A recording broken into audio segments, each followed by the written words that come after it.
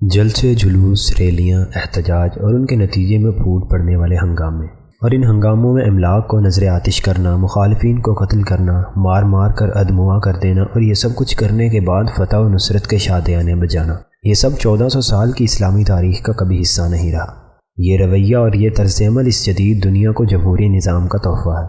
قدیم بادشاہتوں میں بھی عوامی رد عمل کی یہ صورت کبھی نہیں ہوتی تھی، اور نہ ہی لوگوں کے جم غفیر نے کبھی اس طرح عدالتیں لگا کر فیصلے سنائے تھے۔ یہ سب کچھ جمہوری مزاج کا حصہ ہے، جس کے خطرناک نتائج سے 2500 سال پہلے یونان کے فلسفی سقراط نے آگاہ کیا تھا۔ اس کی وہ تقریر جمہوریت اور ہجوم کی سیاست پر ایک بسیط تبصرہ ہے جو اس نے اس عدالت کے روبرو کی تھی جس میں اس کا مقدمہ چل رہا تھا۔ انسانی تاریخ میں ہجوم کی یہ پہلی عدالت تھی جو برسر عام لگائی گئی۔ ایتھنز شہر کا ہر فرد ہجوم کی صورت اس عدالت کا حصہ تھا۔ ایک بہت بڑے اسٹیڈیم میں جمع ہونے والے اس ہجوم کے سامنے سقراط تنہا کھڑا تھا۔ سقراط نے کہا، میرا فیصلہ ایک ہجوم کر رہا ہے، اور ہجوم کبھی درست فیصلہ نہیں کر سکتا۔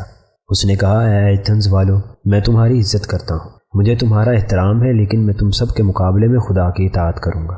جس دور میں ایتھنز میں جمہوریت اپنے عروج پر تھی اور شہری ریاستوں کا آئیڈیل جمہوری نظام نافذ العمل تھا، سقراط اس وقت بھی اس جمہوری نظام کے خلاف سراپا احتجاج تھا۔ افلاطون کی کتاب الجمہوریہ، جو سقراط کے مختلف افراد سے گفتگو پر مبنی ہے، اس کے چھٹے حصے میں وہ ایک شخص ایڈمنٹس سے مخاطب ہو کر کہتا ہے کہ معاشروں کی مثال ایک سمندری جہاز کی طرح ہوتی ہے۔ تم اس جہاز کو یقیناً کسی ایسے شخص کے حوالے کرو گے جو جہاز رانی کے فن کو جانتا ہے۔ ایک جاہل، ان پڑھ اور گنوار شخص کو ووٹ کا حق دینا بالکل ایسے ہی ہے جیسے ایک یونانی جہاز جو طوفان کی حالت میں سموس جزیرے کی طرف جا رہا ہو اور اس کی قیادت ایک نااہل شخص کے سپرد کر دی جائے۔ 500 افراد جو ایتھنز کے شہری تھے، ان کی سقراط کے خلاف لگائی گئی عوامی عدالت نے جب اسے سزائے موت سنائی تو وہ مسکرایا اور اس نے کہا، وقت آ رہا ہے کہ میں مر تو جاؤں گا مگر تم زندہ رہو گے، لیکن ان دونوں میں سے کون سی بات بہتر ہے صرف خدا جانتا ہے۔ آواز ربانی نے مجھے نہیں ٹوکا، یقین جانو میری موت کے بعد تمہیں سخت سزا ملنے والی ہے۔ عدالت جسے سقراط نے ہجوم قرار دیا تھا، اس کے فیصلے کے مطابق اسے جیل میں بند کر دیا گیا۔ دوست اسے بھاگنے کا مشورہ دیتے رہے، لیکن وہ مقررہ وقت کے مطابق 30 دن بعد زہر کا پیالہ ہونٹوں کو لگا لیتا ہے۔ جمہوریت اور اس سے جنم لینے والے ہجوم کے تصور انصاف سے سقراط نے 2500 سال پہلے خبردار کیا تھا۔ یونان کی شہری ریاستوں کی جمہوریت کو تو اسپارٹا کے جرنیلوں نے ختم کر دیا، لیکن جدید فلسفی اس کی جمہوری راکھ سے عوام کی حاکمیت کی چنگاری اٹھا لائے اور اس سے موجودہ جمہوری نظام تخلیق کیا گیا جس نے دنیا بھر کے معاشرتی خرمن کو آگ دکھا دی۔ سقراط ایتھنز والوں سے بار بار پکار کر کہتا رہا کہ عوام کے جم غفیر کے مقابلے میں اس ایک شخص کی رائے بھی زیادہ محترم اور معزز ہے جو جانتا ہو، علم رکھتا ہو، یا جسے خدا نے حقائق سے آگاہ کیا ہو۔ آج کا جمہوری نظام سقراط کی اس وارننگ کے بالکل برعکس انہی عوامی بنیادوں پر استوار ہے، مگر پورے انسانی معاشرے میں کوئی ایک بھی سقراط موجود نہیں جو اس عوامی جہالت کے سامنے کھڑا ہو جائے۔ عوامی جہالت جب رائے میں تنظیم ہوتی ہے تو پھر جاہل حکمران جنم لیتے ہیں، اور ان جاہل حکمرانوں کے مقابلے میں بھی جاہل مخالفین ہی پیدا ہوتے ہیں جنہیں اپوزیشن کہا جاتا ہے۔ ایک کے ہاتھ میں ریاست کی قوت ہوتی ہے اور دوسرے کے ہاتھ میں ہجوم کی قوت۔ ریاست کی طاقت اور ہجوم کی قوت کی کشمکش سے ساری جمہوری سیاست عبارت ہے۔ ریاست کمزور ہو تو ہجوم جیتتا ہے، اور ریاست طاقتور ہو تو ہجوم کی شکست ہو جاتی ہے۔ ہجوم کی قوت کو جمہوری اصطلاح میں مقبول عام کہا جاتا ہے۔ ہجوم، ہنگامہ، بغاوت یا چڑھائی کو کیا خوبصورت جمہوری نام دیا گیا ہے۔ کہا جاتا ہے کہ عوامی نفرت کسی فوجی بغاوت میں ڈھل جائے، اس سے بہتر ہے کہ عوام کی ایک مقبول عام روش یا چڑھائی سے حکومت تبدیل کر دی جائے۔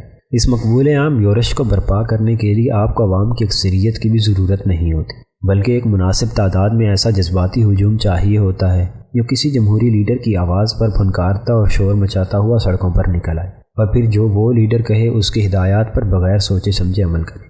دھرنا، سرکاری عمارات پر قبضہ، املاک کو جلانا، پہیہ جام ہڑتال، راستے بند کرنا، یہ سب کا سب عوامی احتجاج اور جمہوری عمل کا حصہ سمجھا جاتا ہے۔ ایسے احتجاجوں، دھرنوں اور اشتعال انگیز یورشوں کو اگر عوامی نفرت کا سہارا مل جائے تو پھر دنیا کی کوئی ریاست ایسی نہیں جو اس ہجوم کا سامنا کر سکے۔ ریاست کی قوت ایک علامت ہوتی ہے، لوگ اس کے خوف سے ڈرتے ہیں، لیکن ایک دفعہ اگر یہ خوف نکل جائے تو پھر کوئی اس ہجوم کو کنٹرول نہیں کر سکتا۔ یہ ہجوم اپنی نوع میں پاگل ہوتا ہے اور اسے بالکل اندازہ نہیں ہوتا کہ وہ کس مقصد اور کس نعرے کی بنیاد پر سڑکوں پر نکلا ہے۔ چند لوگ جو اس کی قیادت کرتے ہیں وہی نعرہ زن ہوتے ہیں، باقی لوگ تو اپنی اپنی نفرتوں کی آگ لے کر ہجوم کا حصہ بنتے ہیں۔ کسی کی زمین پٹواری نے ہتھیائی ہوتی ہے، کسی کے مجرم کو عدالت نے بری کیا ہوتا ہے، کسی کو رشوت کی وجہ سے نوکری نہیں ملتی، کسی کے بیٹے نے مایوس ہو کر خودکشی کی ہوتی ہے۔ یہ سب لوگ اپنا اپنا دکھ اور اپنا اپنا غصہ لے کر ہجوم کا حصہ بن جاتے ہیں۔ وہ اپنی نفرت کی آگ میں اس قدر جل رہے ہوتے ہیں کہ آپ نعرہ جمہوریت کا لگائیں یا توہین رسالت کا، سندھی ٹوپی کی حرمت کی بات کریں یا بلوچ حقوق کی، انہیں کچھ پتہ نہیں ہوتا۔ ان کے سامنے ہر وہ چیز نفرت کی علامت ہوتی ہے جو ریاست سے تعلق رکھتی ہے۔ گزشتہ 5 سالوں میں دنیا کے لاتعداد حکمرانوں کے تختے اس ہجوم نے الٹے ہیں اور جمہوریت پسند ممالک نے انہیں تسلیم بھی کیا ہے۔ تازہ ترین مثال 2014 میں یوکرین کی منتخب حکومت کے خلاف عوامی احتجاج تھا، جس میں 130 لوگ مارے گئے، جن میں 18 پولیس والے بھی شامل تھے۔ لوگوں نے ریاستی عمارتوں پر قبضہ لیا۔ صدر ینوکووچ نے قبضہ کرنے والوں سے امن معاہدہ کیا، مگر ہنگامے جاری رہے۔ اب شہروں پر قبضہ شروع ہو گیا۔